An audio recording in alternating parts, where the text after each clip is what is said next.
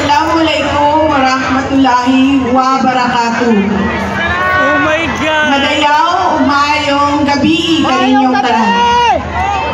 Magandang gabi sa inyong lahat. Una na sa lahat, ialay natin ang pasasalamat sa Diyos para sa araw na ito. Pangalawang pagpapasalamat ay sa inyong lahat na nasa ilalim ng ulan, gutom, walang ayuda, Wala akong natanggap. naipit sa traffic, hindi pumasok sa trabaho. Ngunit ibinigay ninyo ang panahon para sa aming lahat ngayong gabi. Maraming salamat sa inyo. Yes! Duterte Ang susunod na pagpapasalamat ay sa PDP dahil binigyan nila ako ng pagkakataon sa rally nila ngayon. Maraming salamat sa inyo. Ang sunod na pagpapasalamat ay mula kay Pangulong Rodrigo Duterte. Sa inyong pagmamahal, sa inyong patuloy na suporta at pagdarasal na siya ay maibalik dito sa ating bayan. Maraming salamat. Ang susunod na pagpapasalamat ay mula sa akin sa patuloy ninyo na suporta sa akin at sa aking mga kasamahan sa opisina ng pangalawang Pangulo. Maraming salamat. At ang huling pagpapasalamat ay mula sa aming pamilya. Dako kaayo ang amuang utang nga kabubuton kaninyong tanan sa oportunidad na ginahatag ninyo kanamo nga makaserbisyo sa atuang nasod. Daghang salamat.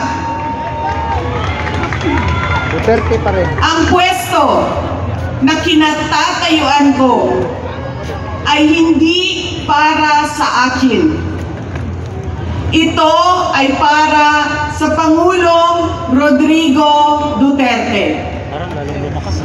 Pero tinawag ako ng tadhana dahil kinidnap ang tatay nating lahat.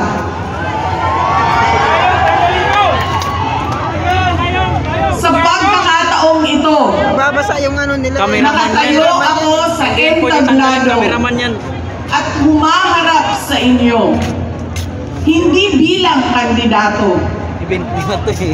Ako si Inday Sara, isang botanteng nagmamahal sa ating bayan Tumalon. at natatakot para sa ating kinabukasan. Mga kaigsuunan ko, iniibig ko ang Pilipinas. Iniibig ko kayong mga Pilipino. Yes!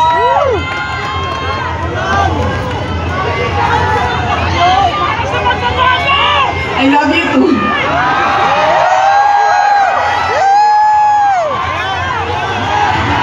Duterte! Duterte! Duterte! Duterte! Duterte! Duterte!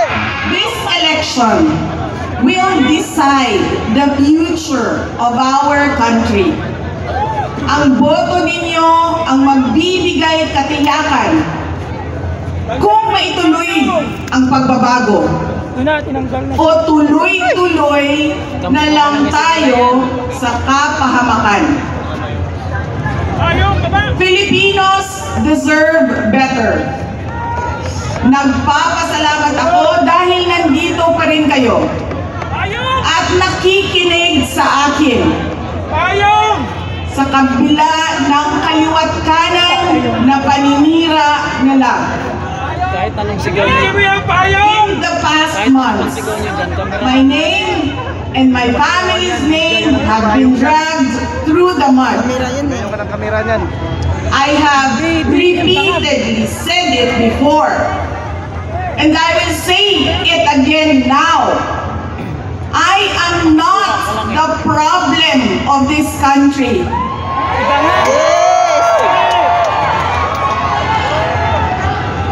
Hindi ako ang problema ng Pilipinas. Problema si Banga. Tama. Tama. Hindi Duterte ang problema ng Pilipinas. Tama. Tama.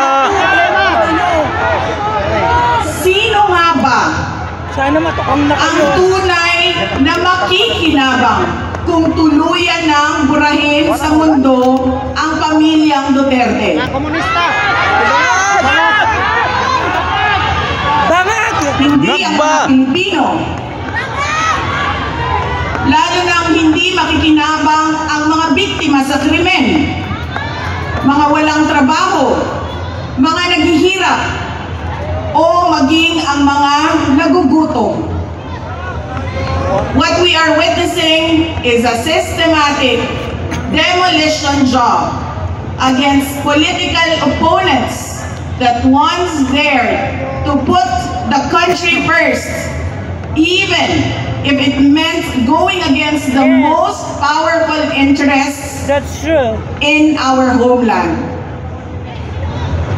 Sa kasamaang palad, iniluklok natin ang isang leader na walang kakayahang maintindihan ang tunay na kalagayan ng mga Pilipino.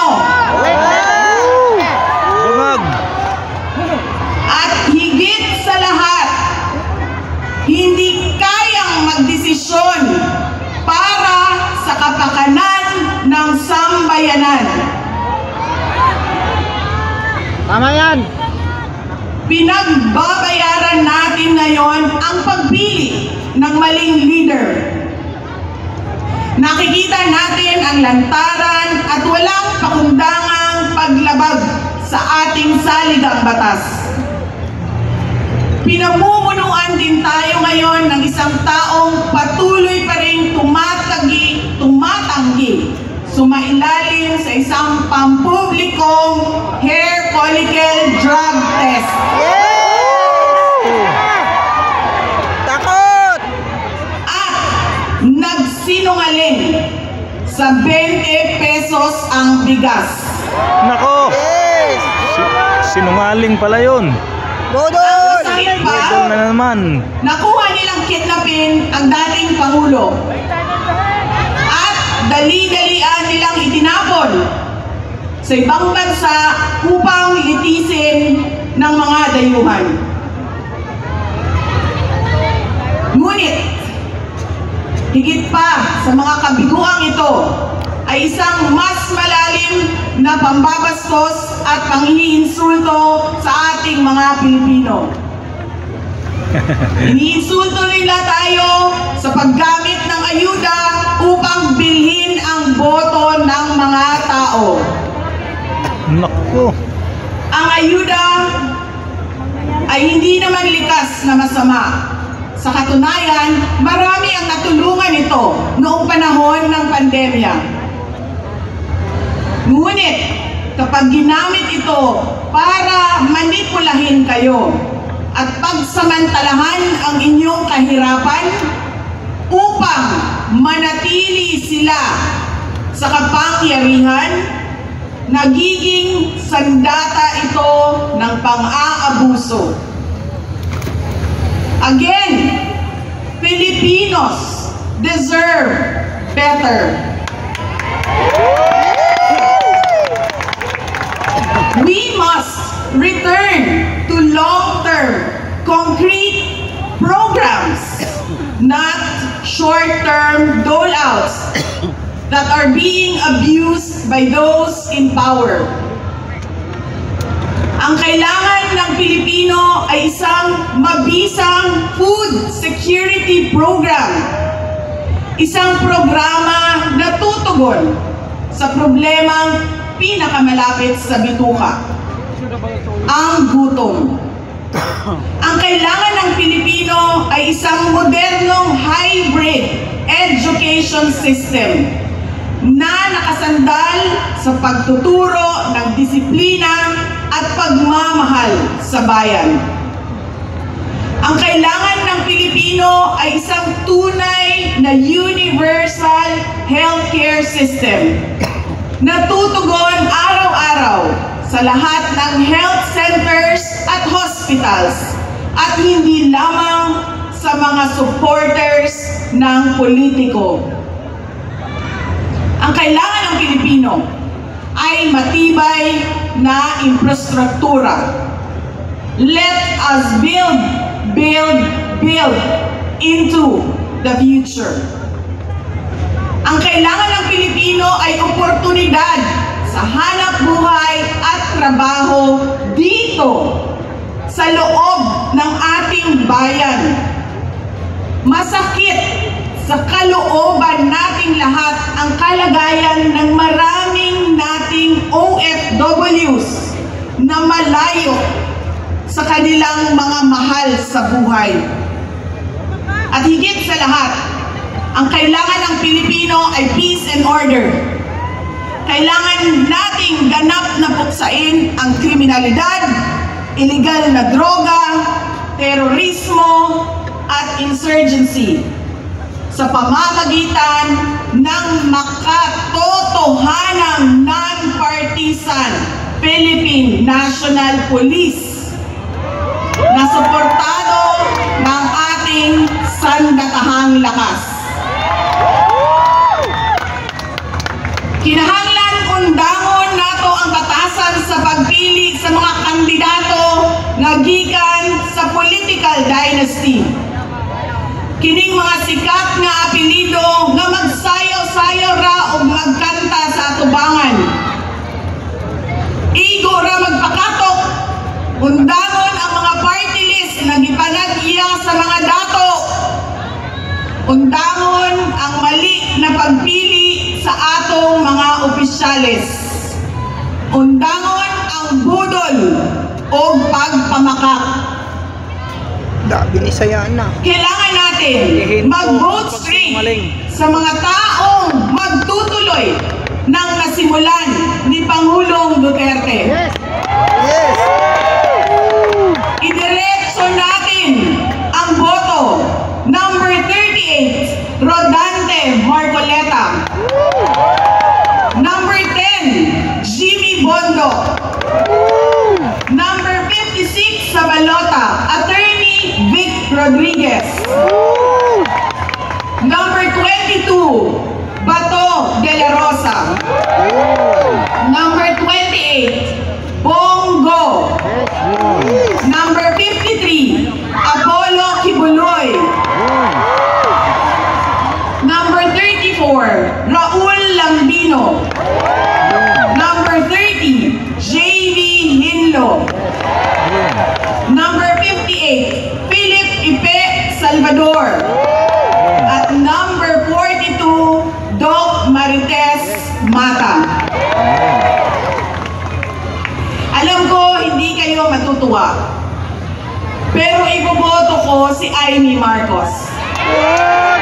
Siya ang naglakas loob na buksan ang investigasyon sa pagdukot ng pamahalaan ng isang Pilipino dito sa bayan para ihatid sa mga dayuhan. Okay lang yan. Dapat lang. Iboboto ko rin si Camille Villar dahil sa kanyang karanasan bilang mambabatas sa House of Representatives na makakatulong sa isang tunay na pagbabago sa Senado.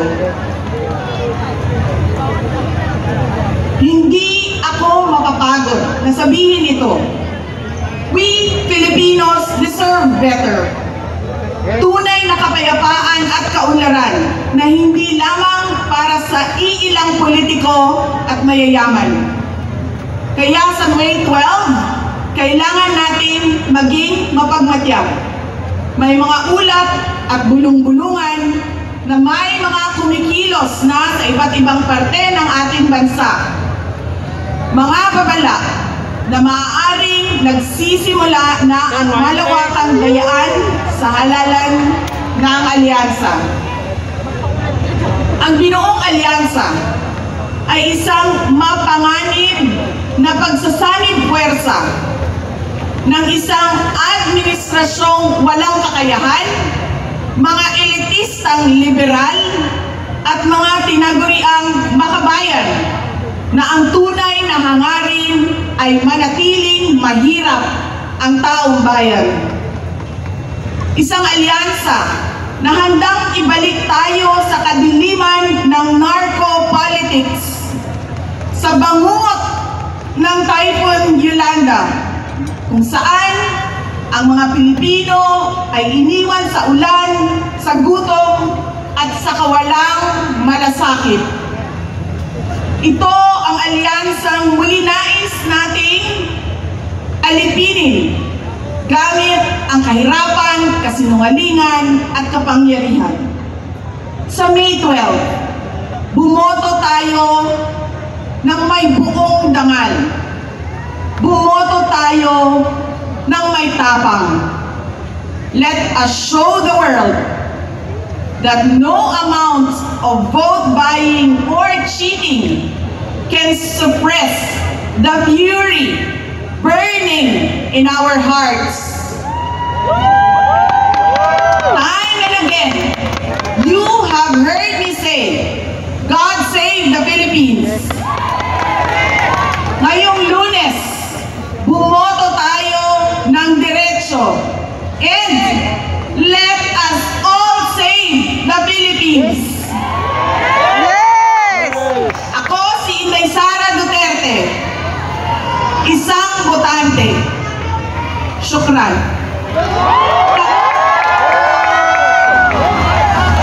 Itataas na po, tawagin na natin ang ating Duterte upang iangat ang kanilang kamay ng ating minamahal na Vice Presidente. Numero 10, Jimmy Bongo. Numero 22, Bato de la Rosa. Número 28, Senator Bongo. Número 30, J.B. Hino. Número 34, Raúl Lampino. Número 38, Rodante Margoleta. Número 53, Pastor Apollo Kibuloy. Número 56, Attorney Vic Rodriguez. Número 58, 58, Nagisang Philip Salvador. At número 42, Doc Richard